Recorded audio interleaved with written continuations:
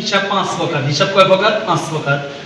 সম্পদ, দায়, মূলধন বা মালিকানা সত্ত্ব, আয়, ব্যয়।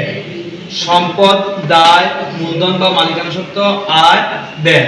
আমি তোমাদেরকে হিসাবগুলো মনে রাখার জন্য সহজে বলেছি যে সব এবং আদম। সতের সম্পদ, গতে ব্যয়, সম্পদ এবং ব্যয়। আর আদমতে শরিয়াতে আয়, দতে দায়, মতে মূলধন বা মালিকানা সত্ত্ব। আমরা জানি সম্পদ বৃদ্ধি পেলে ডেবিট ব্যালেন্স, সম্পদ হ্রাস পেলে ক্রেডিট ব্যালেন্স। যদি আমরা সম্পদ চিনি তাহলে সম্পদ যদি বৃদ্ধি পেয়ে আমরা বুঝতে পারবো সম্পদ বৃদ্ধি পেলে ডেবিট, সম্পদ হ্রাস পেলে ক্রেডিট। দায় বৃদ্ধি পেলে ক্রেডিট ব্যালেন্স, আর যদি দায় হ্রাস পায় তাহলে ডেবিট ব্যালেন্স। দায় হ্রাস পেলে ডেবিট ব্যালেন্স। মূলধন বা মালিকানা সত্ত্ব বৃদ্ধি পেলে ক্রেডিট, মূলধন বা মালিকানা সত্ত্ব যদি হ্রাস পায় তাহলে ডেবিট ব্যালেন্স। আয় বৃদ্ধি পেলে ক্রেডিট, আয় হ্রাস পেলে ডেবিট ব্যালেন্স।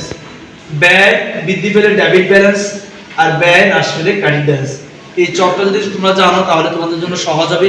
আমি আরো শর্টে বোঝার জন্য বলতেছি, সব বৃদ্ধি ডেবিট, সতের সম্পদ গতে ব্যয়। এখানে আমি বিচ্ছিন্নভাবে দিয়েছি সতের সম্পদ গতে ব্যয়। সম্পদ এবং ব্যয় বৃদ্ধি পেলে ডেবিট ব্যালেন্স, সম্পদ এবং ব্যয় হ্রাস পেলে ক্রেডিট ব্যালেন্স।